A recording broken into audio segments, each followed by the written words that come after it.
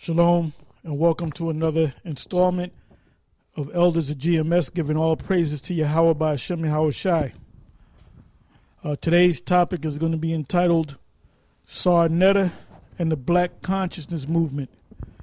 And the reason why I entitled it Sarnetta and the Black Consciousness Movement is because something had happened a couple days, well, maybe a week ago, or within the last, I would say, couple of month and a half, 2 months, with this whole thing of the Hebrew Israelites and the Black Consciousness Movement and Kemet.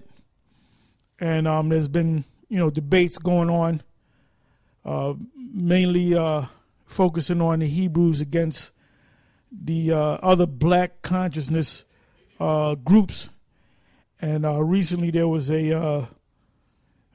they had like a little post-debate, I guess, radio show, and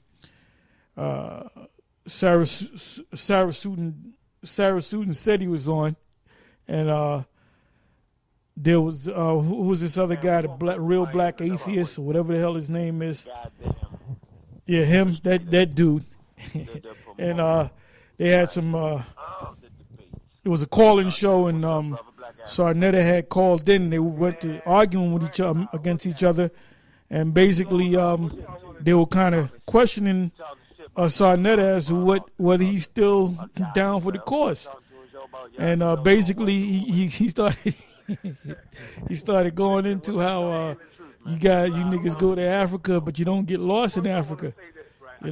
He said next time you go to Africa, get lost. He said you find your ass right back to America, which I've been saying for the last couple of months any damn way. So anytime you niggas go to Africa, you find your ass right back here to Africa, you find your ass right back here in America, right? So the real black atheist dude said, well, look, we over here because anytime we go somewhere, we spread that African vibration, or however the hell he said it, right? So they basically asked him, like, what the hell are you now? Are you down with us or not? And he said, hell no. He said, you go over there to Africa. He said, they'll kill you and then they'll eat you. And then he said that, look, I'm a Hebrew, man. I'm an Israelite, man. And now I said on one of the videos I had did in the car, and I had said, look, you guys keep coming around, you're going to wind up converting, And based on what, Sarnetta said, he definitely believes that he's a Hebrew now. And, but we're going to get more into it, man. He had did a 30 minutes of a documentary, which I saw the whole thing was pretty good. You had, it was very good, actually. You had a couple different people up there. I'm not going to mention their names. And at the end of it, he had said he had wanted some Hebrews on there. He wanted to interview them too. And what I may do is maybe do something.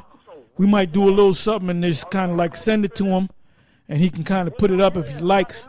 Since he asked, we'll give it to him, man, because they are Israelites. You had this other brother named King Nobel, and he's pissed off. It was another brother, I don't know the other brother's name, but I know it was King Nobel. He's pissed off at Sarnetta. And King Nobel, he keeps pushing that African stuff, and why does the Hebrews hate the Africans so much? Well, in reality, we don't hate the Africans because a lot of those Africans are actually Israelites. Now, you had made a statement that you had got with the Nigerians. You had met some Nigerian people and had went to their houses and all that. And I was invited into their household, and they were real nice with you, and you were real nice with them. Yeah, well, there's a reason behind that. The Nigerians are Israelites, man. All right? I was watching boxing last night on ESPN. The first match, it was a Nigerian dude against this Jake. And the Nigerian dude looked just like a Jake, boxed like a Jake, and he wound up knocking out the other Jake, man. I mean, the other Jake was good, but the thing was, the Nigerian brother, he was obviously bigger and physically stronger than the guy. And eventually he kind of caught up to him, and they stopped the fight. But he was throwing punches just like Jake. Because the Nigerians, or the Igbo, which is their way of saying Hebrew, because you have Hebrew communities down there in that area of so-called Africa. Now, when you go into the history, which we're going to go into Deuteronomy, the 28th chapter, okay, because that's the key right there. Deuteronomy, they'll go into all kind of scriptures, man, but they won't touch that Deuteronomy, the 28th chapter, or any books that back up Deuteronomy, the 28th chapter. The bulk of the slaves, for the most part, were brought over here from West Africa, because when the Israelites fled the onslaught of the Roman, the siege of the Roman armies during the period of Vespasian and Titus, the Roman general, which became a Caesar after his father died. That was during the time of 66 AD into 70 AD, past 70 AD into 74, 75 AD. When you read the history about Masada, where you had Israelites that made a suicide pact so they won't be destroyed by the Romans. They would rather kill themselves than have the Romans destroy them, okay, or kill them off. Now that was a fulfillment of prophecy that the Lord made in Matthew's 24. Matter of fact, get that, Luke 21, and also he mentioned it in Mark 13. So give me the one in Matthew's 24. This is the book of Matthew, chapter 24, and verse 15. When you therefore shall see the abomination of desolation spoken of by Daniel the prophet stand in the holy place, whoso readeth, let him understand. Now, is there a precept there? And I want you to look that up. Abomination that maketh desolate. Let's see what it says. I already know what it is, but I just want to, it's talking about the Romans. Yeah, the precept send you back to the book of Daniel, the 9th chapter, and Daniel, the 12th chapter. Does it say what verse? Daniel 9:27. Let's go to that. The wealthy, on the other hand, were draping pieces of fabric called togas over their tunics. And the most important Okay, this is the book of Daniel. Daniel chapter 9 and verse 27. And he shall confirm the covenant with many for 1 week. And in the midst of the week, he shall cause the sacrifice and the oblation to cease. That's talking about when Vespasian and Caesar's prior to that, you had sort of, how can I say this, like a peace treaty between the Israelites, the Hebrews, and the Romans, the Roman government. And all they had to do was pay tribute. But when you go into that history, the tribute became higher and higher. Basically, a tribute is a tax. So they were basically taxing the hell out of them, man. So basically, it was the Romans during the time of Vespasian and Titus that had broke that treaty. So you had a series of wars. That first war, I believe you had 3 wars, and they were known as the Kitos War or the Kitos Wars.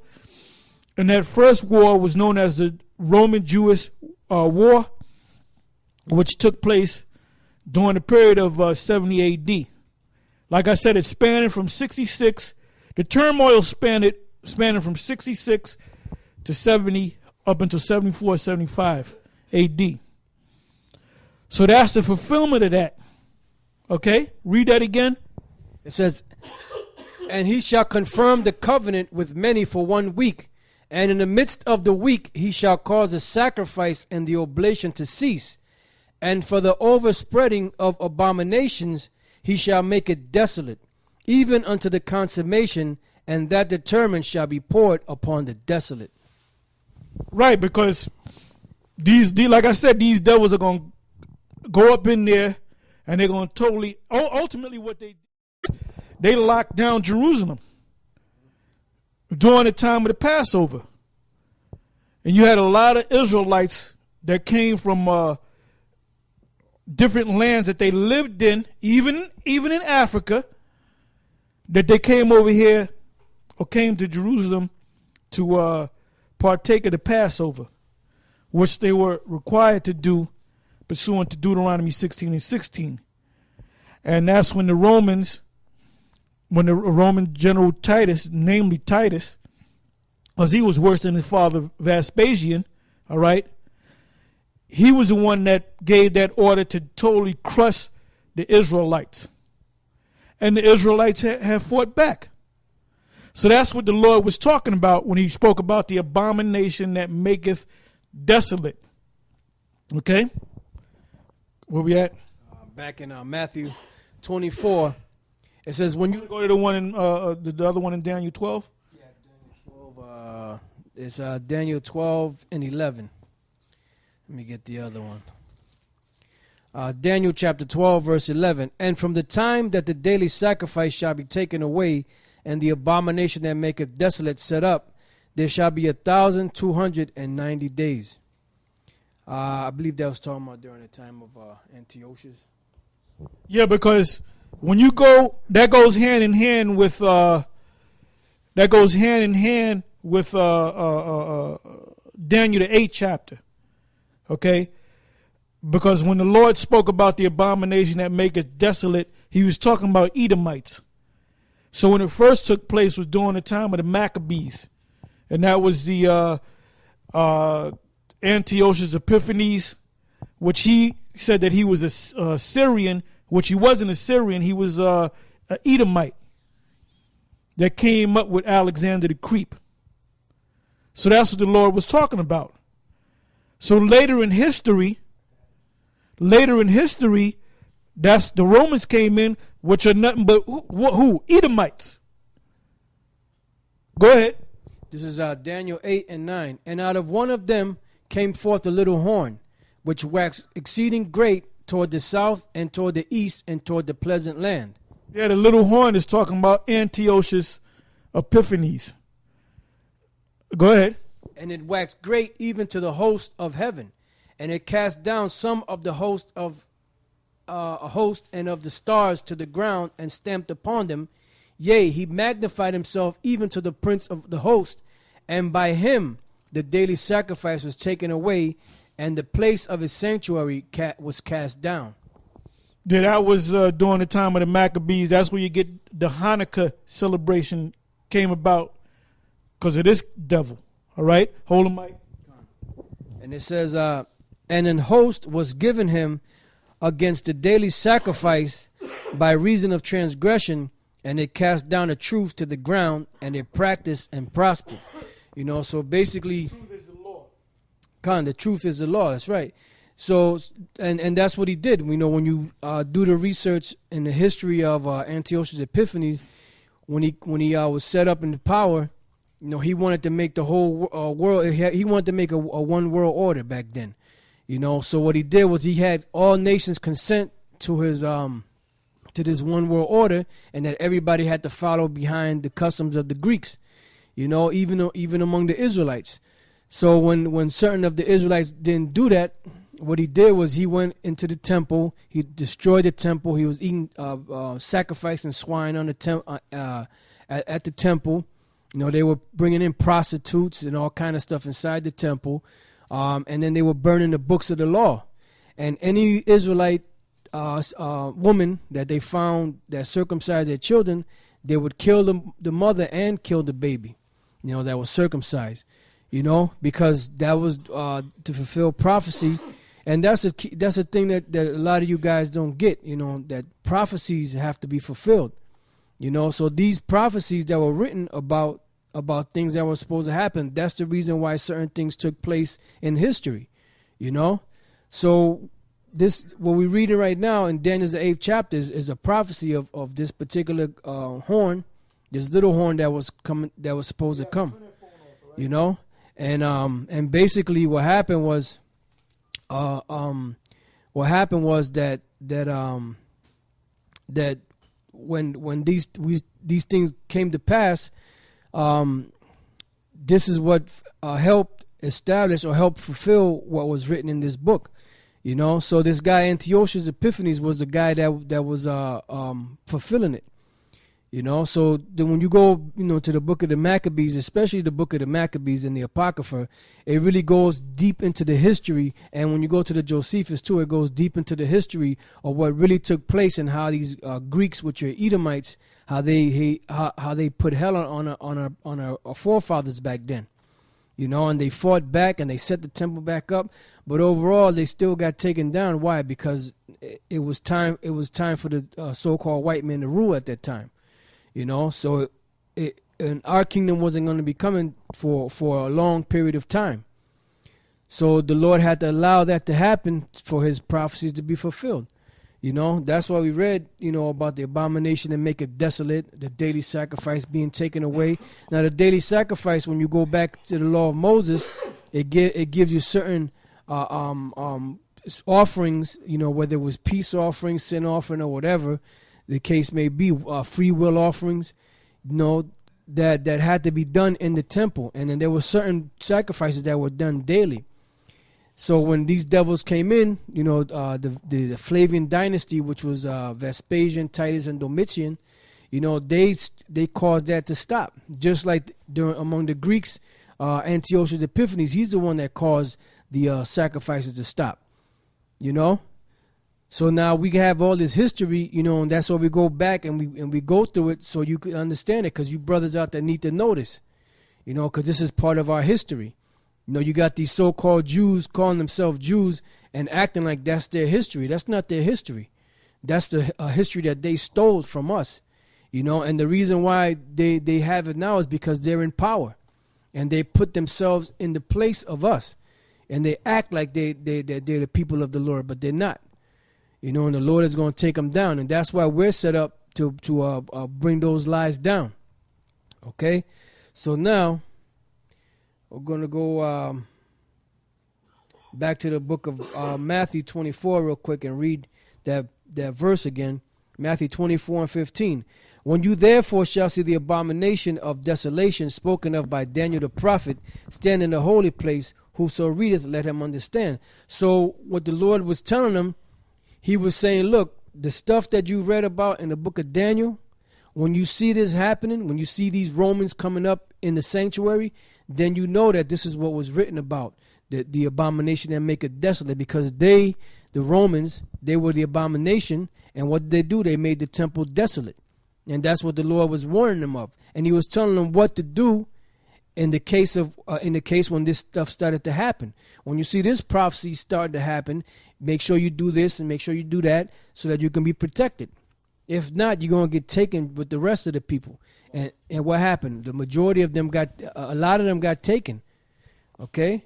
It says, then let them which be in Judea flee into the mountains, because you had Israelites that had great substance. So he said, look, when you see this stuff, just flee to the mountains. Don't worry about trying to go back into Jerusalem and trying to go gather your stuff, your money, your gold, whatever you had, whatever precious things you have in your home that you want to save. Don't worry about that. Make sure you flee out of there. Why? Because these are the days of vengeance. These are the days that were spoken of when you go back into the prophecies of the scriptures. What you guys always say, that the Bible's plagiarized, that the Bible's not that it's a fictitious book and all that, but all these prophecies that are written in here have come to pass somehow or some way, and the ones that haven't come to pass are coming to pass. Now, you guys big up this Egypt thing. It was during this time period, during the time of the Antiochus line, which you should study up on that, and during the time of the Ptolemaic dynasties, that's when you Egyptians were taken down. I'm going to read this here. It says, Daniel 11, verse 40. It says, and at that time of the end shall the king of the south push at him. The king of the south is Ptolemy, all right? And the king of the north, which is Antiochus Epiphanes, shall come against him like a whirlwind. with chariots and with horsemen and with many ships. And he shall enter into the countries and shall overflow and pass over. And he shall enter in also into the glorious land, that's the land of Israel, and many countries shall be overthrown, but these shall escape out of his hand, Antiochus' hand, even Edom and Moab and the chief of the children of Ammon. Now you might say, well, wait a minute, you guys are teaching that Antiochus is an Edomite. They said that the people one of the groups that escaped was Edom. What you idiots don't know is this, that you had Edomites that knew that they were Edomites, and then you had Edomites that didn't know that they were Edomites. Just like you Negroes, you think you Africans, you ain't Africans. Okay, you ain't no African, all right? You confused to believe that you are African, man. So you had Edomites, so-called white people that knew that they were Edomites because they came out of Mount Seir. Then you had other Edomites that were pushed up into the Caucasus Mountains. When they came out, Philip of Macedonia, Alexander, his son, the 4 generals that came up with Alexander, they were going around saying that they were Greeks and Syrians and Egyptians, like the Ptolemies. They were Edomites. And they went around saying that they were Egyptians, man. They lined themselves up with the pharaohs. Now it says, Now it says, let me read 41 again. 41. He shall enter also into the glorious land, Israel, and many countries shall be overthrown. But these shall escape out of his hand. Even Edom, like I said, he's an Edomite, but didn't know he was an Edomite. And Moab, and the chief of the children of Ammon. 42. He shall stretch forth his hand also upon the countries, and the land of Egypt shall not escape. So the land of Egypt was not going to escape. So has the land of Egypt come back into its power? Hell no, man. The Arabs got that now. Hey, if you want to go over there and climb up on the damn pyramid of Cheops or whatever pyramids out there, all right, you got to go deal with them Arabs, man. Them Arabs got that land locked down, man. And prior to that, the Edomites had that land locked down, man. And it was doing, and you Negroes wouldn't know a goddamn thing about Egypt or Kemet if it wasn't for the white man, which now you are beginning to admit to it, man. Because even Sarah Sutton said he said that, man. He said, look, we had to get it from them. He was talking about white people, man. So how do you know if the white man was lying to you, man? How do you know if the white man gave you half truths? All right? It was a white man. If it wasn't for the white man, you should be thanking the white man every day. You wouldn't have a library called the library in Alexandria, Egypt, man. That's where all the dark nations, during the time of the Greeks, that's when all the dark nations, they took their libraries and their information, their books, the things that they studied, their culture, and they put it all in one big library, all right?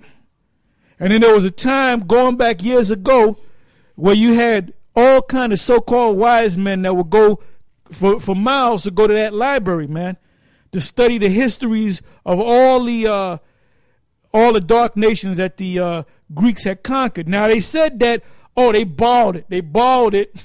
Then they wrote it, they translated it in Greek and they gave it. Nah, man, they took the shit, man. White man don't be borrowed. That's not the white man's idiom, man. That's not his style. He don't borrow shit. He takes shit, man. But what he did was he had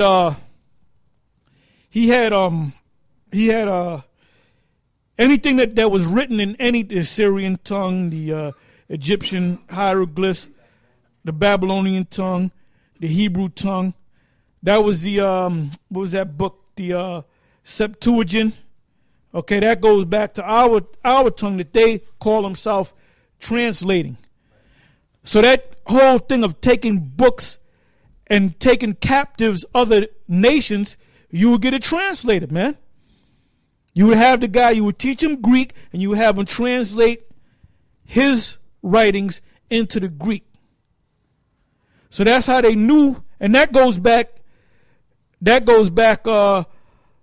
something about the exact year. Give me the exact year that they built up the library in Alexandria, Egypt. Give me the exact year. All right, go ahead. This is Deuteronomy 28:48. Therefore shalt thou serve thine enemies which the Lord shall send against thee, in hunger and in thirst and in nakedness and in want of all things. So that Yeah. that shows you, like you said, Seti, that y'all had to go to the white man to get your information. Why? Because you have to go to him for the want of all things, which proves you're an Israelite, man. Yeah, because I got an actual video of this guy, your master, what's his name? Joseph Ben Yayakim, which by the way is a Hebrew. That's Hebrew. Joseph Ben Yayakim is Hebrew, right? Joseph, he will add Bun, the son of Yayakim, Jacob. Okay, why he's a preeminent master of of Egyptology, right? And he went there many a times. You mean to tell me he couldn't pick up a Egyptian name, a so-called Kemet name, huh? But anyway, he said that he went over there. His father told him to go over there, right? Because he went to school to be a engineer, and that being an engineer, he was impressed by the pyramids, the building of the pyramids and the Sphinx and so forth, and the architecture over there in Egypt, and he was fascinated by it. Now back at that time, they weren't going to teach him nothing, man. And then they eventually let him in, them Arabs and them crackers, man, because they had broken all that stuff down. And they said, okay, we'll let you tag along, but don't say nothing, nigga. All right? And they snapped on the dude. They call him white boy to make mockery of him. They call him black boy. And I got him actually saying it.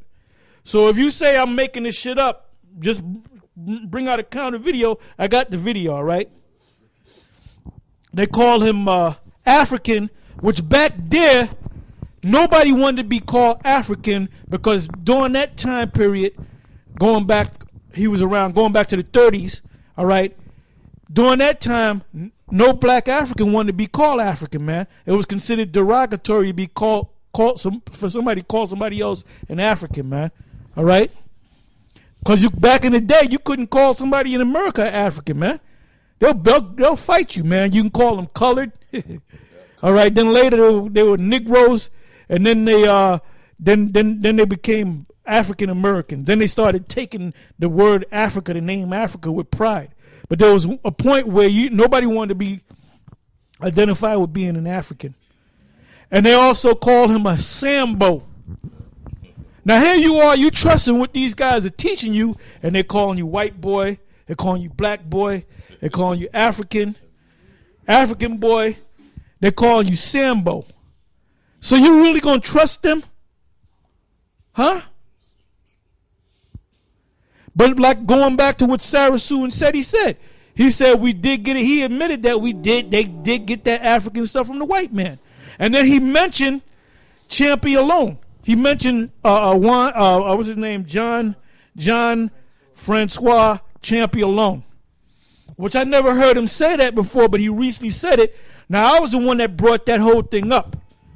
I don't know if he's saying it based upon the fact that I brought it up and he studied it, or he knew about it but never brought it up.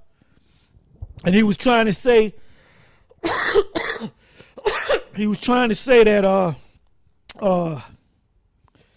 that Champion alone, he discovered that because he went back to the Rosetta. Another thing that he mentioned, the Rosetta Stone. Okay?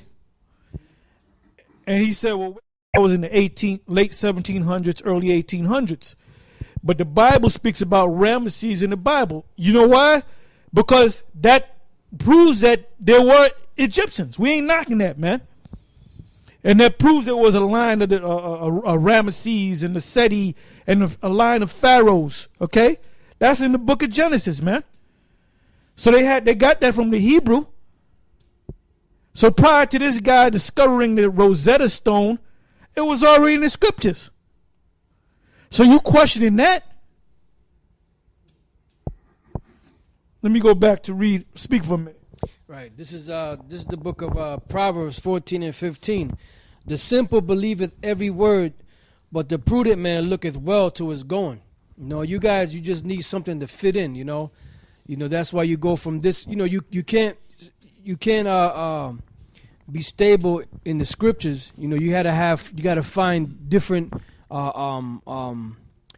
different types of wisdom, I guess, for lack of words, to get into to validate your stance.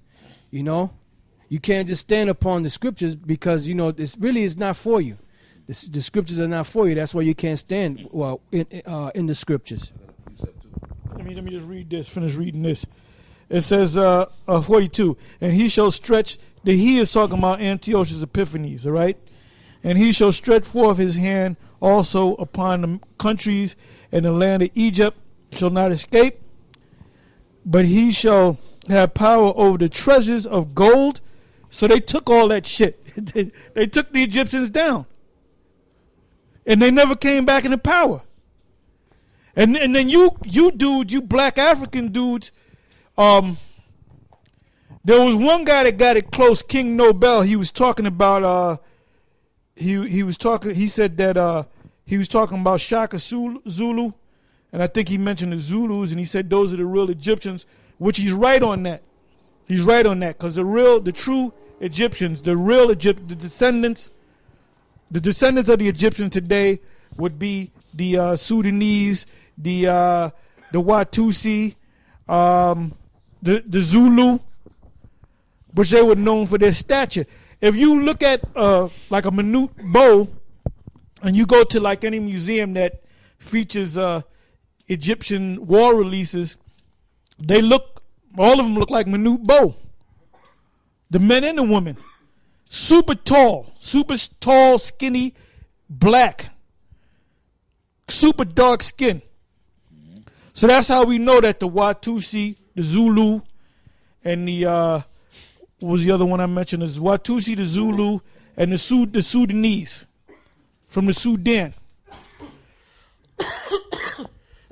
Those are the actual Egyptians, which you guys are trying to figure out where you fit in, man.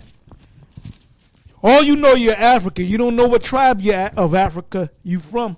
All you know, you're African. Yep. Why? Why is that? Because it's not meant for you to know exactly who you are. Because you don't go back to nowhere, man. Hey, this guy, Brother Polite, checked his, he said it with pride. He checked his DNA, and it went, and he's 75% Ibu. Well, guess what? You hit the jackpot, buddy. The Ibus are Hebrews, man, are Israelites, man. The word Ibu is their way of saying Hebrews. All right? Yeah, go ahead. Yeah, I got a precept for you, too. Jeremiah 44 and 8, you know. Because you made a statement a minute ago about... Oh, I'm sorry. By the way, today's topic is entitled Sarnetta and the Black Consciousness Movement. Yeah. Did you see the video yet? About I saw it. Sarnetta was a radio show. Of course I saw it, man. Yeah, Sarnetta, boy. Yeah, we told you saw the light. He saw the light. Well, we told you. Well, that's why we said you cool. You could come down anytime, man. Because Sarnetta, I know that you all about money. You don't believe in all that shit. Polite does. Polite is gone, man. Jeremiah 44 and 8. Because you have made a statement about these other nations. They talk about Jake, man, into that African shit. Jeremiah 44 and 8. And that ye provoke me, this is the Most High speaking, and that ye provoke me unto wrath with the works of your hands, meaning all them other idols, meaning them other philosophies. Like you guys, Polite, even you, Sarnetta, and all you guys in their homes, when y'all do your videos, y'all got them Egyptian statues in your house. Anything, or the believing in Allah, Caesar Borgia. Like I said, when I was a kid, yeah, my parents had the house hooked up just like yours. Had them black Egyptian pharaohs and shit. The beads. You know, had the red, black, and green all over the place. the dashikis in the closet and shit. Come on, man. That's something old that got dead and that come back and getting ready to die all over again, man. Yep. Well, Yeah, you guys are Israelites, man. Yep. All right? Well, this is what the scripture's talking about. In the Most High, when the Father, Yahweh himself, when he looks down, he gets pissed off when he sees all that shit in your house, man. And that ye provoke me unto wrath with the works of your hands. Burning incense, and they be having the incense burning. They got the beads and the African shit and the golden Nefertiti head, all that shit. And you have incense burning, and you got and then some of you got I've been in folks home, black folks home when I was a kid. They have the Gemini on the wall, but they have the black Gemini with the afros, naked laying there. You know, the man and the woman. Gemini is the zodiac with the man and the woman, the two with the afro Gemini. You know, all that shit, man. The land of I'm sorry, I jumped ahead of myself. With the works of your hands, burning incense unto other gods, right? In the land of Egypt, whither ye be gone to dwell. And you niggas have gone to dwell in Egypt spiritually. But you know what? America, the Bible says that America is the modern day Egypt, so you physically and spiritually are in Egypt. Okay, because this is the place of bondage. Egypt, the Greek way of saying it. But spiritually, you guys have gone back into Egypt because you niggas are trying to go into this Afrocentric shit. And Egypt. And y'all don't know a damn thing about Egypt or where we ask polite. None of them look like an Egyptian, man. Some of them look like Chinese. Some of them look Puerto Rican. Some of them look Mexican. Yep. Some of them look like goddamn sharecroppers, man. Yeah. Ain't none of y'all niggas look nothing like an Egyptian, man. Yep. I told you what the Egyptians look like, man. Okay? The Egyptians are known for their great stature and their very dark-skinned black, if you will. Yep. And guess what? The Egyptians are still very tall and very black. Yep. Unto other gods in the land of Egypt, whither ye be gone to dwell. Because back during this time, see, this was actually going on back during the time Jeremiah, this was written, or this was happening. Back at that time, the Israelites back at this time, our people was getting into them Egyptian philosophies back then. And they were uplifting the queen, they were exalting the queen of heaven. And a lot of them actually went back down into Egypt so that they could worship those Egyptian gods. That happened at this time. And the Most High got pissed because he said, look. Hey, I'm sorry, guys. Hey, like polite. You know, you that thing, man. Touch that thing. Awesome, brother. Yeah. Polite, he pushing up the black woman as God and shit, right? You know, that goes back to them Hamites, man. Pushing up them black women as being gods, man. The black woman ain't God, all right? Hey, if the black woman's God, they'll be smacking your ass around, man. Yep. Okay? You'll be one guy among four guys with one woman. And she'll be hopping on you and hopping on the other dude, man. Not the other way around, man. Yep. A God, if they're gods, they're not going to be stupid enough to let one man, line them up and pop them and shit, man. Because you're supposed to be over the woman, according to you, polite, with that madness that you got. Your woman's supposed to really be over you. So why is there four of them and one of you? Why should you have that much fun? Yep. You know what I'm saying? Ain't they gods? Over you. So that's bullshit, man. And you do that to keep them bitches heads. I'll say women. I'll take back bitches. I don't know them women. You gassing women's heads up, man, by telling them that they God and shit, and taking them go getting something to eat and buying clothes and shit, man. But they dress like streetwalkers, man. Yeah, yes they do. Now, if you worship them as God, why would you dress your God up as a goddamn streetwalker, man? Yep. Why would you dress up your woman, which is a God, and dress up like she's on the hostro, man? She sure do dress like that. Huh? Your shit is madness, man. Oh, and also, too, why would you take your God at the debate and stand your woman up in front of the thousands of people and talk about how you going to pop her when you get home? That was wicked as hell. And she was pregnant to boot. Stand up, baby. Yeah, stand up. Yeah, this the one right here. Yeah. Hey, he ain't nothing but a poverty pimp. Yeah. Just like his master teacher, Dr. Ben York. Yeah. Dr. York. Which this dude, and then even Nasir, he said that guy, Dr. York, is a monster. He's a monster. That nigga ain't no monster. He's a bullshit artist, and you niggas fell for the okey doke. Okay? But he's in prison. Well, we think he's in prison. And by the way, we have our Atlanta camp. I already told the head of the camp. I already gave him the order. That was like about a few weeks back to look into that. The elder Tahar, we wanted to go see the brother Yaradan. I said, find out if Dr. York, find out where he's locked up. Find out, and I want y'all to go visit him. And then he looked into it, and he said, he can't find the guy, man. There's no information. Yeah? Yeah, because he's a lesser Illuminati. Yeah, he's a lesser Illuminati. He's connected, you know. That guy's part of a motorcycle club, man. Somebody say, hey, I got the video on that too. Somebody had a video on his ass, and he was checking his little motorbike, and somebody yelled out Dr. York, and he looked. He looked, yeah, but then he acted like he didn't. That was him. He didn't look. That was that nigga. So we know, man. But you people made this guy a god, man. You niggas love to make men. You love to take men and make them into gods, man. You know? I'm going to finish up this precept. And that ye might be a curse and a reproach among all the nations of the earth. Because these other nations, they know that y'all the Israelites. Y'all the only ones that don't know you the Israelites, man. And that's why the other nations look down on you and talk about you. That's why the other nations come to America and capitalize off you stupid niggas. Because they know what you don't know. They know that you the Israelites. Y'all don't know. Y'all want to be Egyptians.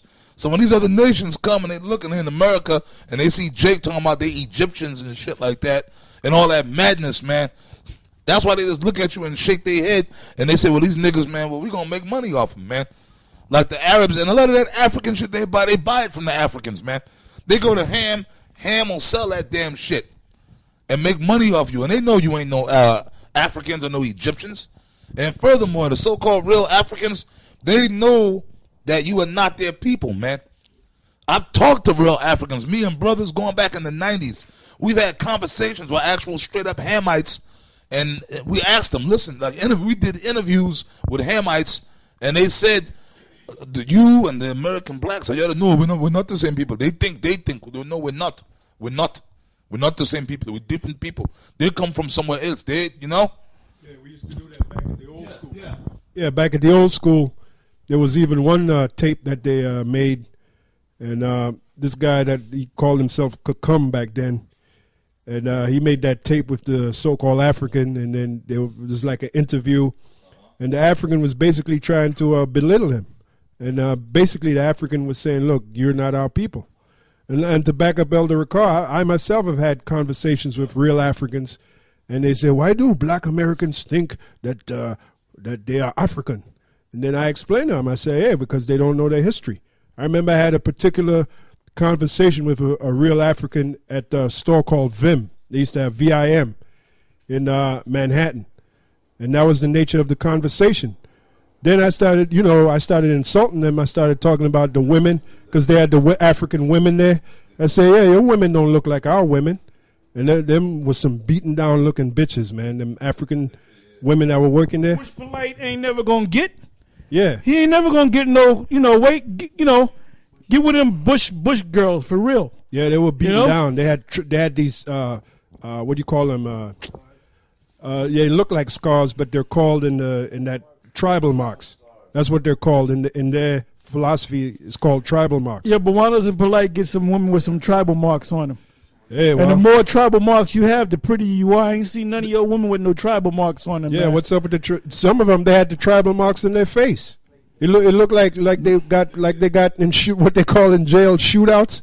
That's what it looked like, because they had all these little cuts in their face. Yeah, hey, you guys should have never messed with us. Yeah, the Black Consciousness Movement, man. You dying, Hey, we're gonna get on you Moors too. There ain't no such thing as Moors.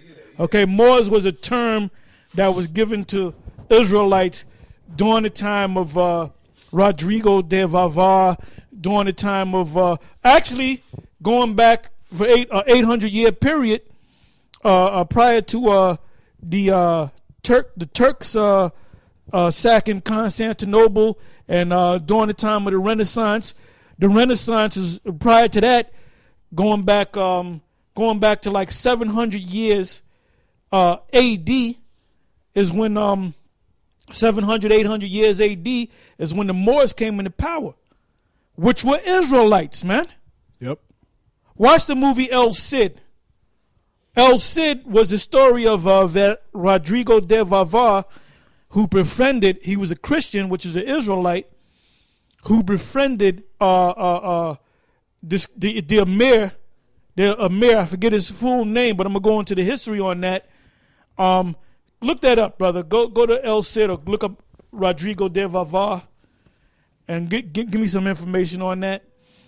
Anyway, he befriended him, which this guy was they were warring against each other, but they became friends. You know why? Because they were both Israelites, man. One group embraced Islam, the other group embraced Christianity. All right? And them guys, which Elder Tahar brought this out to me years ago, because when I first saw that movie, with Charlton Heston played in the movie, they made a movie about it called El Cid, and you had the Moors. And when I first saw the movie, I was thinking that the Moors were straight up Arabs. Then I believe it was Elder Tahar. Well, Elder Tahar used to have the classes, you remember, and we used to have movie dates where he would show movies. You remember that? This was back in the main school, back in 1 West. No, I remember we watched Glory. Like certain times, on Saturdays. Yeah, we watched period pieces like Alexander the Greek, the original one that came out in the 50s, and El Cid, and other period pieces. All right, and we used to watch a movie, then we would go into the scriptures and go into the history, and the person that told me about these movies was Ariyah, yep. High Priest Ariyah, you know. Gun, that's right. And Elder Tahar broke down that them guys that was cool with El Cid, the so-called Moors, were actually Israelites that was under the philosophy. They were working for the real Arabs because the Muhammad, which was Israel that set up Muhammad anyway. Muhammad was set up by so-called Negroes in the Catholic Church, man. You understand? But then Muhammad grew in power. And the shit backfired. Right, it backfired. Because that Quran ain't nothing but a poor commentary on the scriptures, man. You know? That was set up by the Roman Catholics, man. That's why you have a book called the Book of Miriam. Yep. All right? Yep. You simple-minded Arabs, y'all thinking the Quran, your whole religion was set up by so-called Negroes, man. Here it is, you got all them Arabs over there killing people, blowing each other up, fighting over the Quran and Muhammad. And the so-called Negroes that set up that religion of yours. The so-called, because the popes were so-called black men, Negroes at that time. This is before the bourgeois came into power, man. If I could add to that, you had this guy, Augustine, St. Augustine. That was his title, and he wrote 2 books, Confessions and The City of God. And both those 2 books were influential in using this guy Muhammad in building him up as this new leader, so to speak.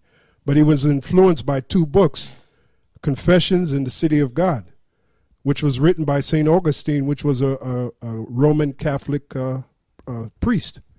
So that's that tie of so-called Muslim going back to the so-called Roman Catholic Church. There's the tie right there, or one of the ties. Yep, that was all contrived by the church fathers, all right, to get a hold in that Arab world to get out them so-called Jews, man. Yeah. Because they set up this woman to marry Muhammad, Khadija, and they work with Muhammad's cousin, Waraka. Who's Waraka? I didn't mention. Ibn Nafal. And they worked together to get this dumb jockey to make him believe he was a god. Because what the Bedouins were worshiping, them Arabs, them nomads, they were worshiping all kind of gods, man. So it was broken down into 3 gods, and it was broken down into 1 god. Because they had a god for every day of the week, or every day of the year, 360 days. And it came down to the moon god. Okay, which I believe his name was Habal. Habal was a moon god, which today they call him Allah. So you worshiping, all you're doing is worshiping the moon god. That's all you're doing, man. And there's a reason why you people keep having these debates and you're focusing on the Hebrews because you figure if you can get rid of the Hebrews, that's the highest level you can reach. If you can bring them, you ain't gonna bring the Hebrews down, man. You ain't gonna bring the Israelites down. Cause you niggas that are fighting against the Israelites, you're Israelites your damn self, man. It's just like the Lord told Paul, why kicketh against the pricks? That's exactly what you clowns are doing. You down in Hebrew and you on Hebrew, man. What kind of madness is that? This is the book of Jeremiah, chapter 2, verse 11. Hath a nation changed their gods, which are yet no gods? But my people have changed their glory for that which doth not profit. Yeah, I got a precept too. This is the book of Jeremiah 44 and 7. It says, well, begin at 7. Therefore now thus saith the Lord, the power of hosts, the power of Israel, wherefore commit ye this great evil against your souls, to cut off from you man and woman, child and suckling out of Judah, to leave you none to remain, in that ye provoke me to wrath, or unto wrath, with the works of your hands, burning incense unto the gods in the land of Egypt. Whither, like when you go into those philosophies, that's like burning incense unto the gods of Egypt. No, they actually do burn incense. That too. Whither ye be gone to dwell, that ye might cut yourselves off, and that ye might be a curse and a reproach among all the nations of the earth, which you so-called Negroes have become, really your tribes. Have ye forgotten the wickedness of your fathers, and the wickedness of the kings of Judah, and the wickedness of their wives, and your own wickedness, and the wickedness of your wives, which they have committed in the land of Judah and in the streets of Jerusalem? They are not humbled even unto this day, neither have they feared, nor walked in my law, nor in my statutes that I set before you and before your fathers. Therefore thus saith the Lord of hosts, the power of Israel, behold, I will set my face against you for evil, and to cut off all Judah. And I will take the remnant of Judah, and have set their faces to go into the land of Egypt, to sojourn there. And they shall all be consumed, and fall in the land of Egypt. They shall even be consumed by the sword and by the famine. And that's exactly what's coming. The sword in the form of martial law, and famine when they, when martial law is declared, when all the trucks are held back, and when you have these roadblocks, that's going to bring in the famine. That's going to precipitate the famine. They shall die from the least even unto the greatest, by the sword and by the famine, and they shall be an execration and an astonishment and a curse and a reproach. For I will punish them that dwell in the land of Egypt, as I have punished Jerusalem by the sword, by the famine, and by the pestilence. So basically, like I said, the modern day land of Egypt is America, and you Negroes that's getting all into this Egypt shit, the Lord says he's going to punish you, man. And he said he's going to punish you by the sword. Like I said, the modern day sword is this martial law that's coming. Also the famine and the pestilence. Because the pestilence, that's those biowarfare that these elites are going to bring against you. The different kind of diseases that they're mounting up. Like they got a disease right now, it's called like the flesh-eating disease. Some of you Negroes are going to go get that disease. Your wives, your children, Yeah, man, like this past week or two, everybody been getting sick with this flu shit that's been the coming down. H1N1. When you look it up, we all got the H1N1. Okay? From last week. Because I looked up the symptoms, man, and I got every last one of them symptoms. Yeah. So, but we took the herbs and stuff, and we getting better now. Pray to the Lord. It's all about prayer, and if the Lord is with you. But see, like I said, we into the herbs, which the herbs do profit, man. To take them, overall, is prayer. Because if the Lord wants you, you can take all the herbs in the world, man. The Lord's going to get you, man. But if the Lord is with you and you take the herbs and you pray, then you're going to be all right. Now you other people out there that trust in the white man like you women, that thing took a couple of people out this week in Connecticut. That Serious? Yeah, like a couple of a couple of people died in Connecticut. I know. Yeah, well, I heard there was people that died from that. Like 2 people or 3 people. Yeah, that's what we're talking about. Yeah. Yeah, well, the brother, not just like 2 or 3 people in Connecticut died from that damn thing. We all got touched by that, man. But the Lord work us through it, you know, because we got to do the work. But the scripture said we got to go through. Go through the fire too. That's that affliction, man. You know what I mean? The furnace of affliction. I mean, we got to deal with these infirmities. We got to deal with the demons messing with our minds, all that, man. But we have faith that the Lord is going to be with us. You people out there, you ain't going like Polite. He don't believe in no higher power. He don't believe in the Most ones High. of them that can't wake up, like Sarah Sudin Seti and all them other guys, and the real black atheists, and all them other guys out there, the Moors. Y'all better get with the program, man. You ain't Africans. You're not Moors. All right. You're not Kemet. You're Israelites, man. Yeah. And we've been telling you, we've been showing you the scriptures, and you constantly bucking up against what we're teaching, man. Now the only one that woke up is Sarnetta. Sarnetta's a Hebrew now. Yeah. You know. Yeah. He's a Hebrew now, man. Okay. And we went through our things. We were called for a little while. We were calling him Sard nigga. Sard nigga. You know. Yeah. Hello. He got pissed off at that. But hey, look, man. Hey, just take it. Just take it in stride. Man. Just take it, bro. Just take it in stride, man. We called you Sard nigga. Yeah. Now we back to calling you Sard Netta. Yeah, brother. All right. Brother Sard Netta.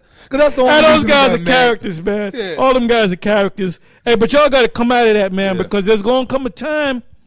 There's going to come a time when the Most High going to push us to the side, and he going to get that licking stick, man. Yeah. I remember what James Brown said about Papa, come here quick and give me that. No, he said, what do you say? Come here quick and give me that licking stick, you know? Yep. Yeah, James Brown said, Papa, come here quick. Yeah. Give me that licking stick. And then the chorus was licking stick. Hey, remember the scene in 12 Years a Slave?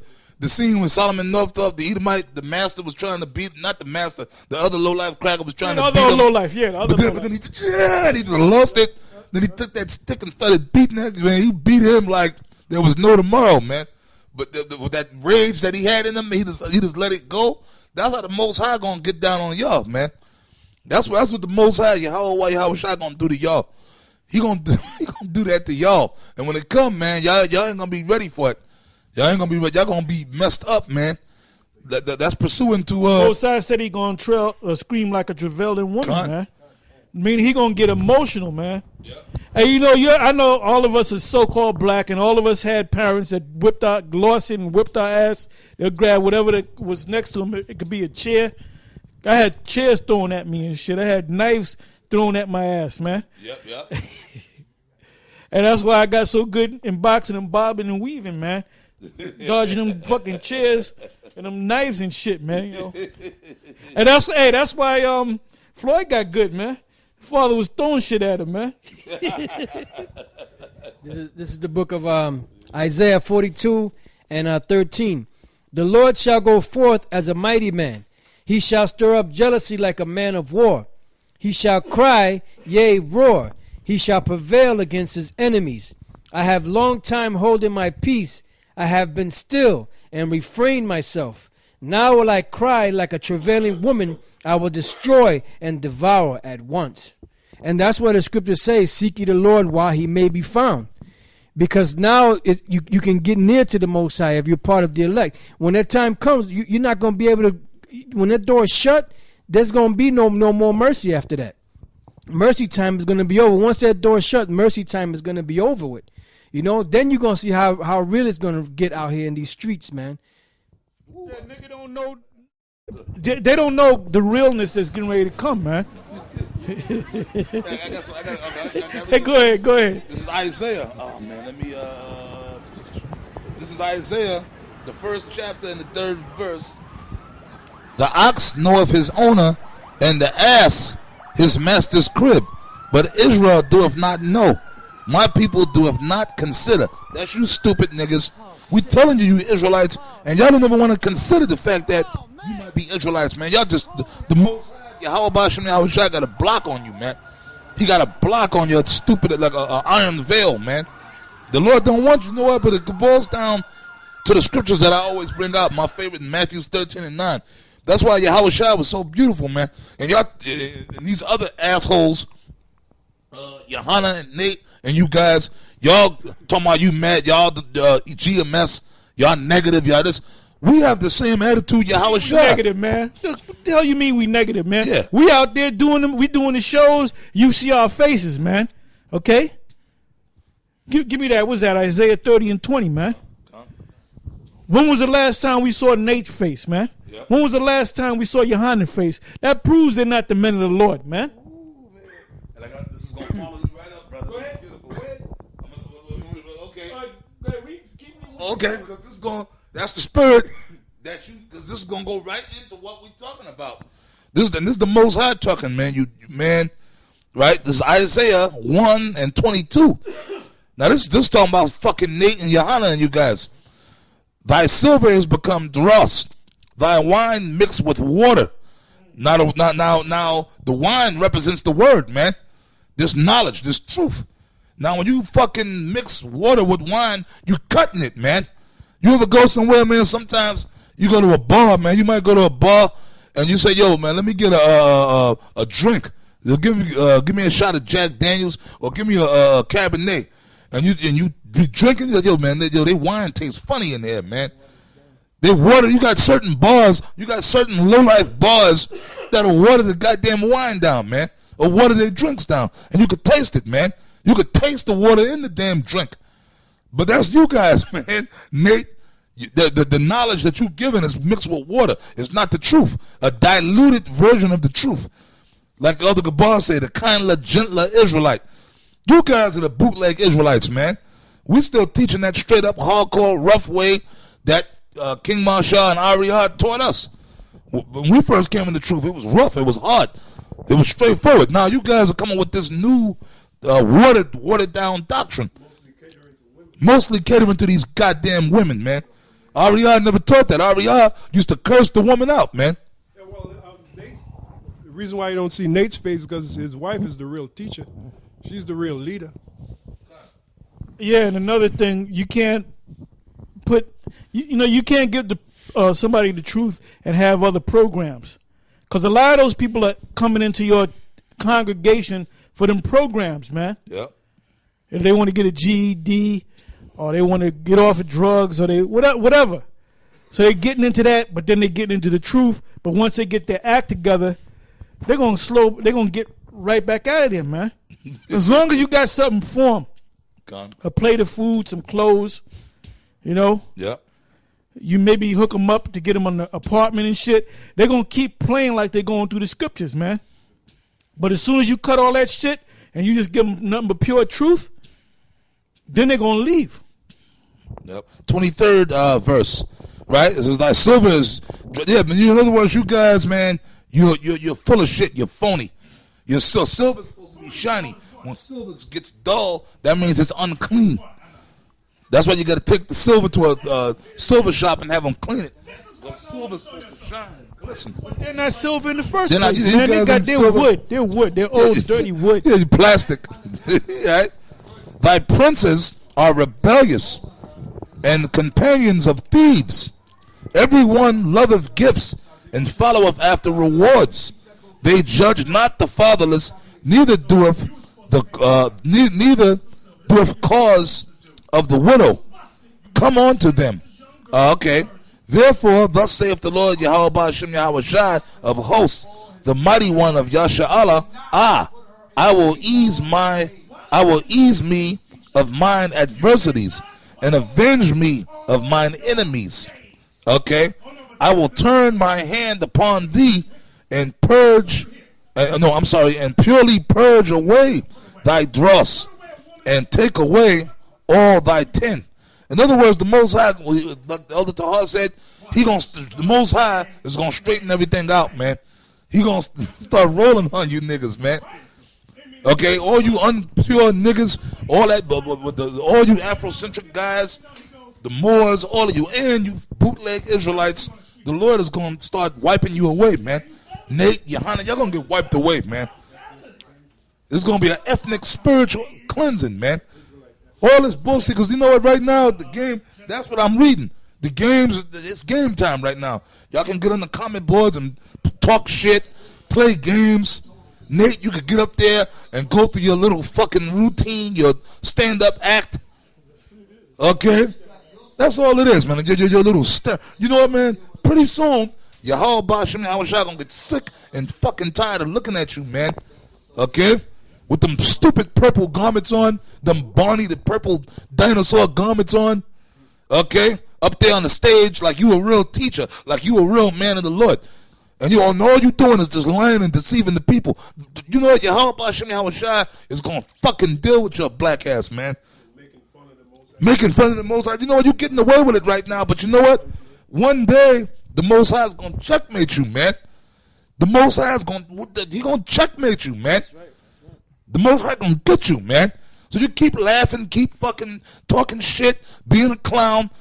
You know, eventually, and it's going, because the Lord like to get people when they least expect it, man. Like I've been saying, the Most High could get humble his ass quick by taking his God, which is his wife. Yeah. You know? Hey, the scripture said, thou shalt not put any other gods before thee. You put your wife before you, man. And you're the Most High can take your wife and your children, bro. Yeah. All right? Give me Deuteronomy 7:24 on down. This is the book of Deuteronomy chapter 24. No, 7. I'm sorry, chapter 7, verse 24. I guess I'm having a dyslexia spell. Yeah, brother. Deuteronomy 7 and 24.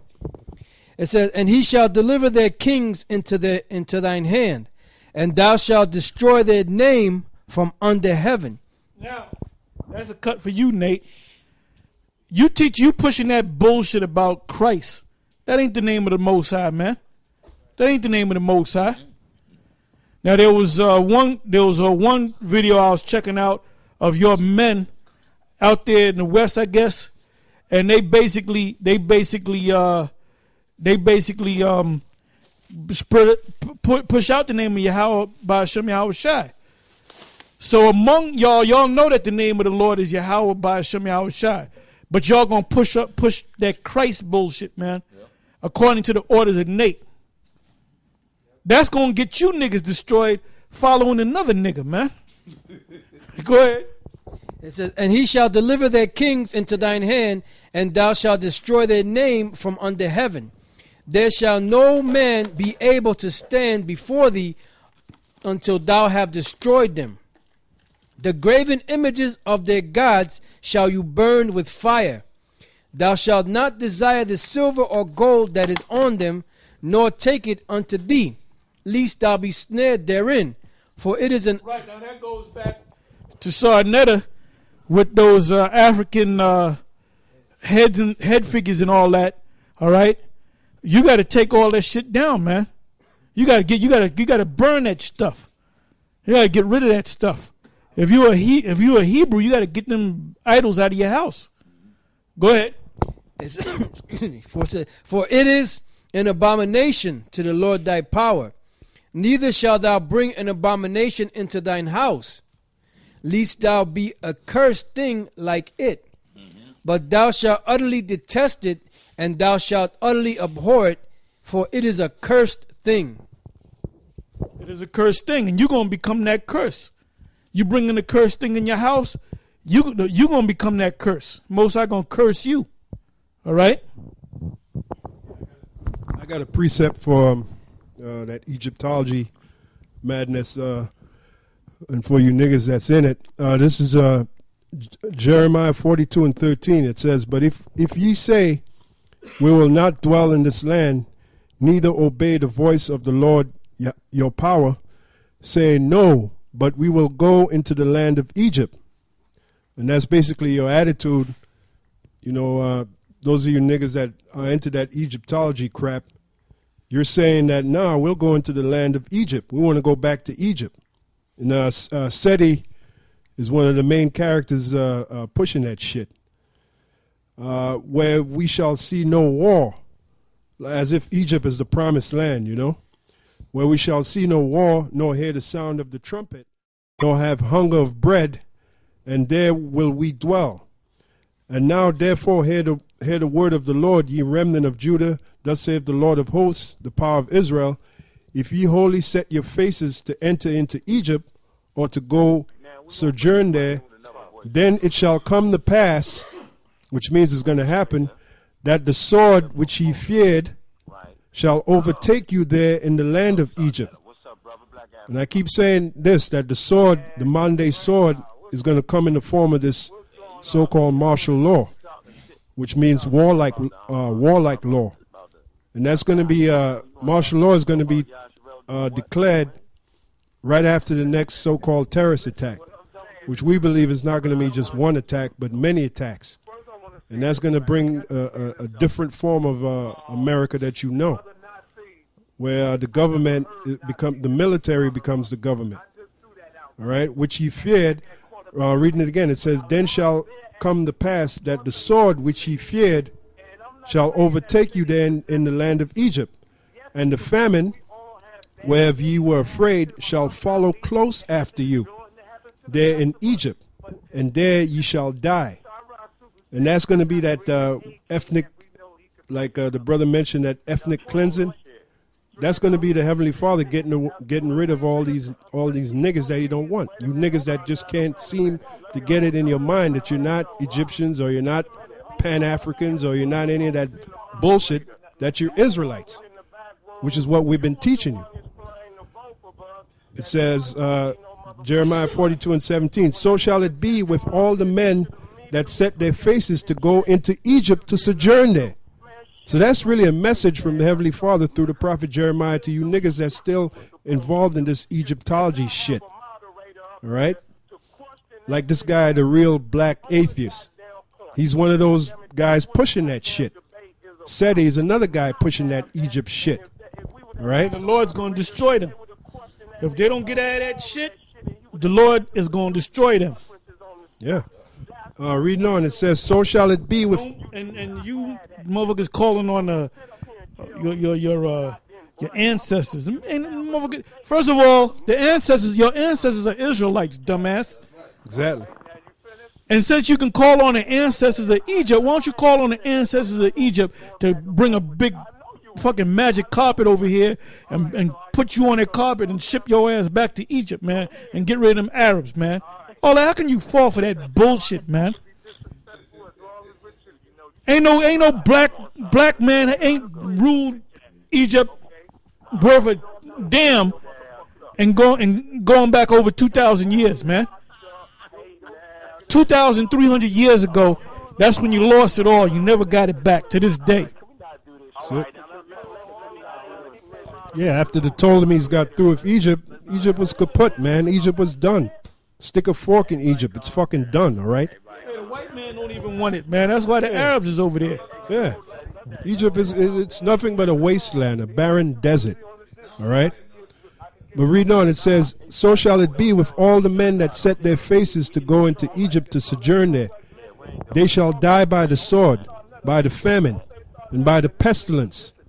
And none of them shall remain or escape from the evil that I will bring upon them. Again, this is the Lord speaking to you, he's telling you about the evil he's going to bring upon you. And that also lines up with Jeremiah 30:7, where it speaks about a time of Jacob's trouble. And you're Jacob, all right? Seti, you're Jacob, all right? Meaning you're an Israelite. Real black atheist, you're an Israelite, all right? That's what you are. You're not Egyptians. Reading on, it says, for thus saith the Lord of hosts, the power of Israel, as my... Real black Israelite, he needs a lot of help. He needs major help.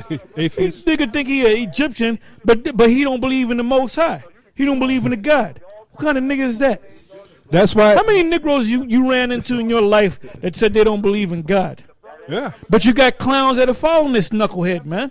Yeah, that's why you clowns. You better. Hey, the death is coming, man. The Most High gonna start killing you niggas, man. And You done heard yep, this word. You done rejected the word. Now death comes, man. That's it. And the Lord is saying it clear and plain, and I'm reading it in Jeremiah 42:17. All right, like we always say about this Bible, this word is alive. It's living water. All right, and this is going to happen. All right, what's going to happen? Death and destruction by the famine and by the pestilence, and none of them shall remain or escape. The Lord said, none of you shall escape the evil he's about to bring upon you. All right? Read on, it says, for thus saith the Lord of hosts, the power of Israel, not of Egypt. All right? As mine anger and my fury have been poured forth upon the inhabitants of Jerusalem, so shall my fury be poured forth upon you. When you shall enter into Egypt, when you get into that Egyptology crap, and ye shall be an execration or an execration and an astonishment and a curse and a reproach, and ye shall see this place no more. The Lord have said concerning you, O ye remnant of Judah, go not into Egypt, which back then is the remnant of Judah, but now that alludes to the elect. The chosen few that the Lord have chosen to understand his word. It says, go ye not into Egypt, know certainly that I have admonished you this day. So basically, that's the scripture, man. The Lord says he's going to bring evil upon all you individuals that can't get out of that Egyptology madness. I got a precept. Proverbs chapter 1, verse 24. Because I have called and you refused. I have stretched out my hand and no man regarded. But you have set at naught all my counsel, and with none of my reproof. I also will laugh at your calamity. I will mock when your fear cometh. When your fear cometh as desolation, and your destruction cometh as a whirlwind, when distress and anguish cometh upon you, then shall they call upon me, but I will not answer. They shall seek me early, but they shall not find me. Because you got, here it is, we're giving you the blueprint of what you need to be delivered, and you laugh at it. And some of you literally laugh, That's why the Lord said, woe to you that laugh now, for you shall mourn and weep. So the Lord is stretching out his hand to you, and you keep pushing it away. So the Lord said, when your calamities come upon you, then he's going to laugh at you. How about that? Yeah, give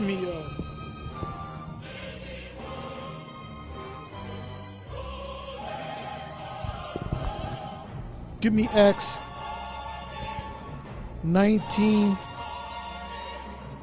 and we're going to start at the 11th verse, and we're going to read down. This is no dream. This is real. It's the book of Acts chapter 19, verse 11. It says, and the Most High wrought special miracles by the hands of Paul, so that from his body were brought unto the sick handkerchiefs or aprons, and the diseases departed from them, and evil spirits went out of them. Then certain of the vagabond Jews, exorcists, took upon them to call over them which had evil spirits the name of the Lord Yahushai, saying, we adjure you by Yahushai whom Paul preacheth. And there were 7 sons of one Siva, a Jew, and chief of the priests which did so. And the evil spirit answered and said, Yahushai I know, and Paul I know, but who are you? Yeah, because you got going to these different Israelite groups. You got Israelites coming out the woodwork. Yeah. And some of them call on the name of the Most High and others don't. But a lot of you that call on the name of the Most High, if the spirit ain't with you, man, them demons are going to jump on your ass and destroy you, man. Okay? Yeah. There's only certain men that the Most High raise up on a higher level, man. Go ahead. And the man in whom the evil spirit was leaped on them and overcame them and prevailed against them, so that they fled out of that house naked and wounded. Most High, like I said, it's going to get real out here, man. Most High going to get rid of a lot of you guys, you bootleg Israelites, as we call, like Zabak and Nate and Kahana, the 14th Street Ice Ferry, and the rest of you niggas, man. Most High going to get rid of y'all, man. Hey, Bubble-Eyed Blackfish, man. Yeah. Most High going to get rid of them. Before Most High going to get rid of y'all, And the Most High going to get rid of you black consciousness clowns. And this was known to all the Jews and Greeks also dwelling at Ephesus. And fear fell on them all, and the name of the Lord Yahushua was magnified. So it's going to be magnified, man. That's right. Because, see, this is the reason why you, Nate, you black, dirty motherfucker, you. Hey, brother, I get mad. Well, I saw you I get mad at that motherfucker, man. He's so, you are so full of shit, man. You know, you're fucking full of shit, man. But the Most High going to deal with your ass, and he going to straighten your men out, man. He going to straighten them zombies out, man. Yeah. Read that again.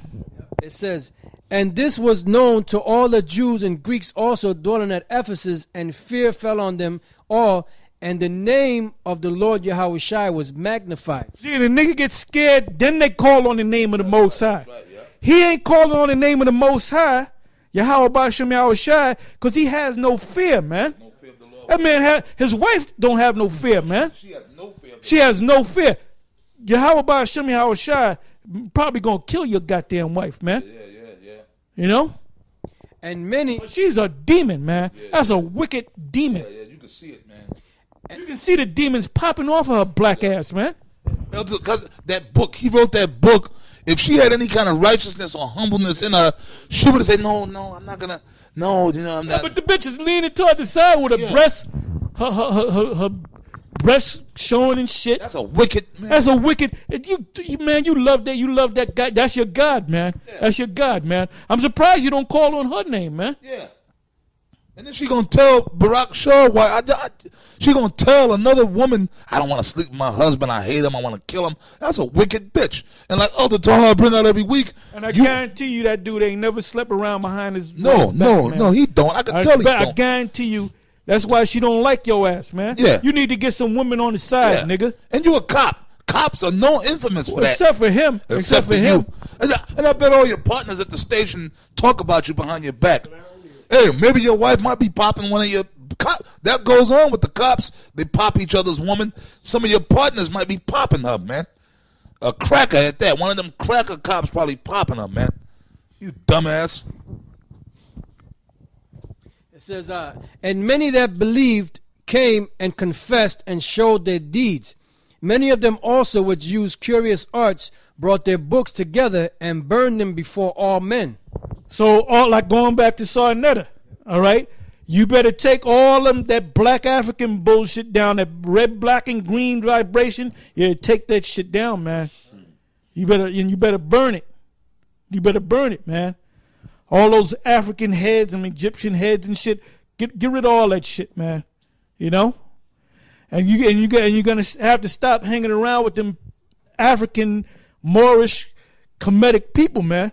You're gonna have to get away from them, man. You have to get away from them. Yeah. You're gonna have to start something new. And founded 50,000 pieces of silver, so mightily grew the word of the Most High and prevailed.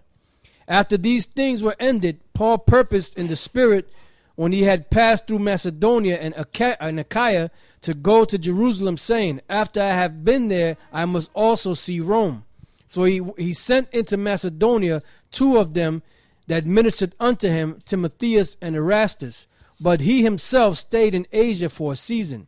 And the same time there arose no small stir about that way. For a certain man named Demetrius, a silversmith, which made silver shrines for Diana, brought no small gain unto the craftsmen, whom he called together with the workmen of like occupation, and said, Sirs, you know now that by this craft we have our wealth. Moreover, you see and hear that not alone at Ephesus, but almost throughout all Asia, this Paul hath persuaded and turned away much people, saying that there be no gods which are made with hands. So that not only this our craft is in danger to be set at naught, but also that the temple of the great goddess Diana should be despised, and her magnificence should be destroyed, whom all Asia and the world worshipeth. And when they heard these sayings, they were full of wrath, and cried out, saying, Great is Diana of the Ephesians. And the whole city was filled with confusion. And having caught Gaius and Aristarchus, men of Macedonia, Paul's companions in travel, they rushed with one accord into the theater. And when Paul would have entered in unto the people, the disciples suffered him not. And certain of the chief of Asia, which were his friends, sent unto him, desiring him that he would not adventure himself into the theater. Some therefore cried one thing, and some another, for the assembly was confused, and the more part knew not. An assembly, debates. They had their debates in an assembly, man. And you know what happens in those debates? Mass confusion, man. Mass confusion. So you were them people back then, man. Yeah. You know? Hold that and get me Acts 17. And 17 is a key point. You might want to jump up a couple of verses. This is the book of Acts 17, 14. And then immediately the brethren sent away Paul to go as it were to the sea. But Silas and Timotheus abode there still. And they that conducted Paul brought him unto Athens. And receiving a commandment unto Silas, and Timotheus for to come to him with all speed, they departed. Excuse me. Now while Paul waited for them at Athens, his spirit was stirred in him when he saw the city wholly given to idolatry. Therefore, verse 17, therefore disputed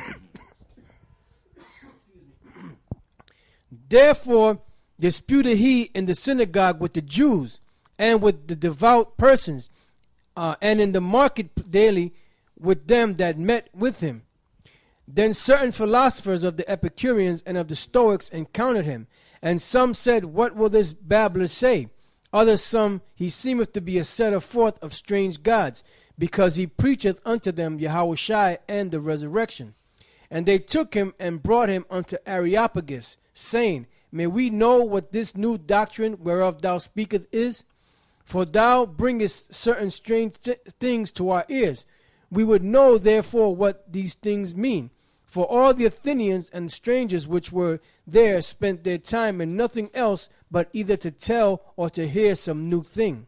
And that's that consciousness, the whole black consciousness movement, man. They have them debates, and they all got their own little, how can I say this, their own little spin on their blackness, man. And at the end of the day, it's nothing but confusion. Go ahead. Then Paul stood in the midst of Mars Hill, and said, you men of Athens, I perceive that in all things you are too superstitious. For as I passed by and beheld your devotions, I found an altar with this inscription, to the unknown God.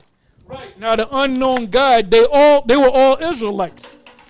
And they had that placard up saying, to the unknown God. The unknown God was the Most High, Yahweh. But they didn't have a name for the unknown God. They all knew that there was a God. Go ahead. It says, whom therefore you ignorantly worship, him declare I unto you. The Most High. What do you mean by that? He said, those of you who ignorantly worship. In other words, you know that there's a power, there's a God, but you ignorantly worship him because you don't know his name. And you don't know what he's about. And he said, him I declare unto you. In other words, I'm the name of Yahweh. That's the God that you looking to put a name on, that unknown God. Like, for example, going back to these two knuckleheads that left Barak Shaw, the two brothers that went back to Nate. They had like a little thing down south, Virginia somewhere, with one of the brothers in our camp, and there were a couple of them that rolled up on them, and they were going into the name, and that one of the knucklehead brothers, he brought out that scripture saying the unknown God, and he said, see, that means we don't know that nobody knows the name of the unknown God. But what did Paul just say? Him I declare unto you. Yep. So he taught him that the name was Yahweh. And them two, that's why them clowns was with Barak Shah for 3 years. Then they said, let's go back to Nate, man. Mass confusion, man. And then my man, be remiss not to mention Lazarus rising from the dead. Oh, yeah. He rose from one cemetery and went to another cemetery and went right back into a coffin. Then he met the king of the zombies. He met he met Baron Semides. Yeah, that ignorantly worship.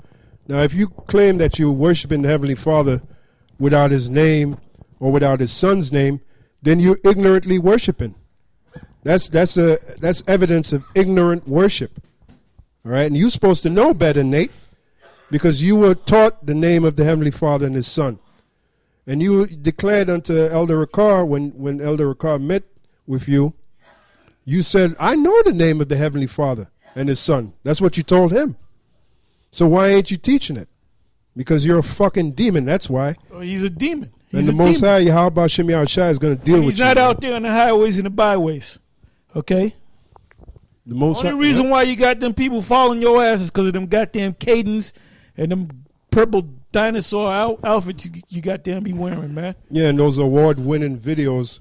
With that Hollywood thing. Yeah. That's why you can tell them niggas anything and they'll just believe it, man. They'll just believe it. Yeah, which you lifted from Andrew Kramer. From, what the hell is his site?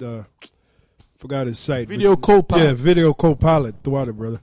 Video Copilot. You lifted that up from him and put that like you're some great video. It's not about that, man. The purpose of a video is to what? To teach. Not to glamorize. Not to try and be on par with Hollywood, Nate. Well, that's why we call you Hollywood Nate. You know? But anyway, that's the point I wanted to make. Paul said, whom therefore ye ignorantly worship. If you call yourself worshiping, that not just for Nate, that goes for any of you clowns out there that think you can worship the Most High and the Son without the name of the Most High and the Son.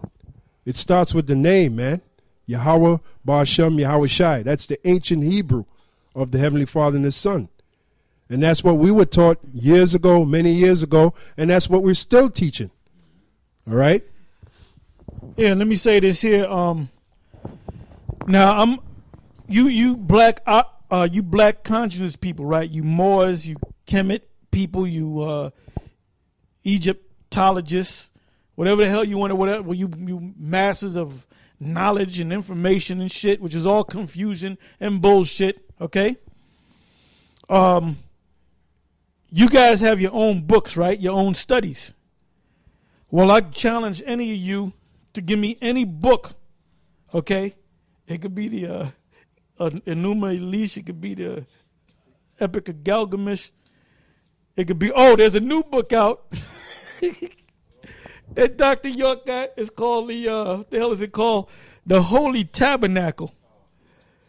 And I was reading that. He goes into the origins. Matter of fact, speak, man. Hey, polite man. You look like every day I see your ass, you look more and more like a goddamn clown, man. Hey, you following that idiot, man. Anybody that follows that motherfucker and not wake up to his ass, there's something wrong with you, man. That's madness, man. See, what they do is they give you a whole bunch of books to keep your mind fucked up, man. You know? Yeah, and basically you're supposed to follow one book. This is the book you're supposed to be following, which is the Bible. You know, you ain't supposed to be following all that other bullshit. And that's the reason why a lot of you are confused and you can't get out of that. Because the Lord let you get into that quagmire. That's like that quicksand, you know? You know, and then the more you try to get out of it, the more you start sinking into it. You guys are gone. You guys are just bugged out, man. You guys are just straight bugged out. And Dr. York, for you to still be following after Dr. York, hey, I got a precept, by the way, too. For you to still be following supposedly he's in prison. Now, Elder Tahar said he's riding around with a motorcycle club, which I saw the video, and that Dr. York ain't locked up, but that dude's a child molester. But yet, you call us child. He's a convicted, admitting child molester. Okay? He went to prison for fucking molesting little kids. He was popping them dudes, women, and committing adultery. Man, you guys are hypocrites, man, polite. This is Isaiah 1:28. But this is what the Lord going to do to you, man. All you guys, Dr. York included. and the destruction of the transgressors and of the sinners. I'm going to start again. 28th verse.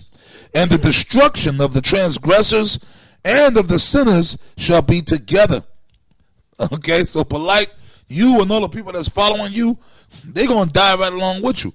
The Bible says if the blind lead the blind, they shall both fall into the ditch.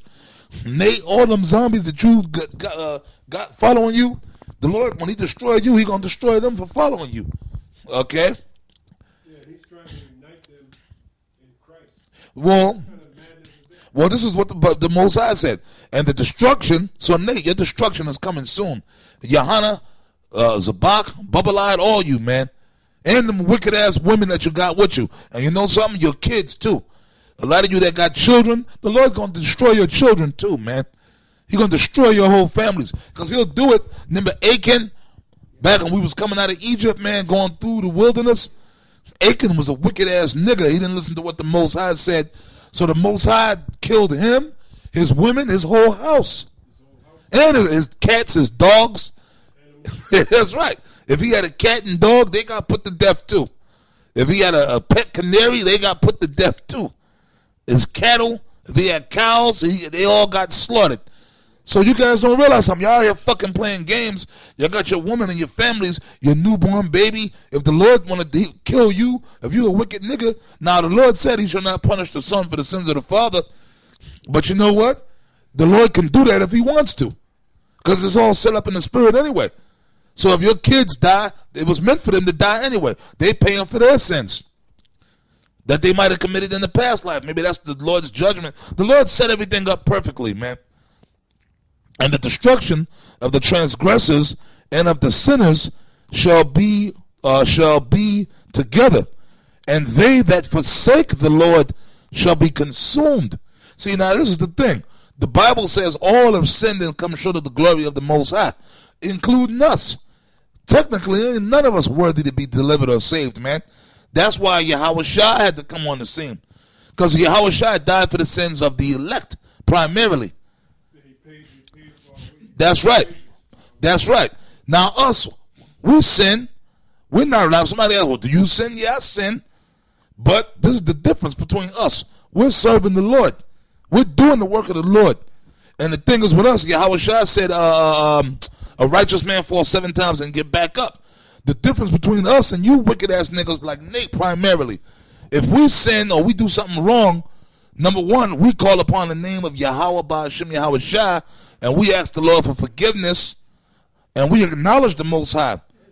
We acknowledge the Most High, and we ask the Lord in the name of the Lord to forgive us. But then we continue on after to do the work. You guys are doing wickedness and y'all just piling sin on top of sin on top of... No, what Nate is doing is called iniquity. See, because you can sin, right? But Nate, what you're doing is iniquity. Because you know that you're... Nate, you know that you're being wicked. You know you're sinning. But then you continuously just going on with it, man. You continuously going on with it, man. And you continuing to deceive the people and lie. Okay?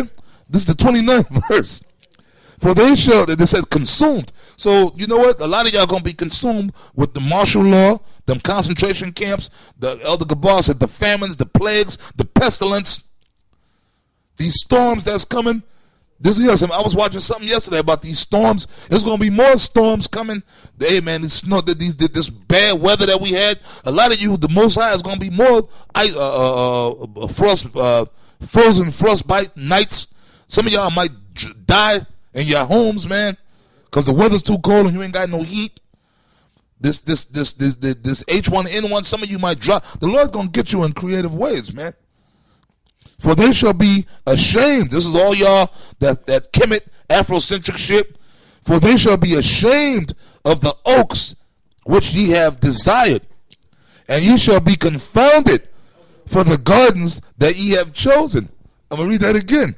For they shall be ashamed. You niggas that's trusting in that Egypt shit with all them Egyptian statues, like Elder Tahar said, y'all better get that shit out your house, man. All that Egyptian shit that you guys are pushing polite and all of you, you're going to be ashamed. Because when the truth really comes out, that you're Israelites, when the Lord really opened this truth up, all that shit that y'all was walking around talking, you're going to be ashamed. Then y'all going to try to come, and you know what? The Lord, forget about us. Yahweh Shem Yahweh Shai, as they say, talk to the hand. That's what it's going to be, man. It's going to be a metal fucking wall, man. That's right. But the Lord going to use us. That's right. The Lord going to use us, man. The ones of us that are of the elect that maintain our faith. Of the oaks which ye have desired, and ye shall be confounded for the gardens that ye have chosen. That's all that madness you into that.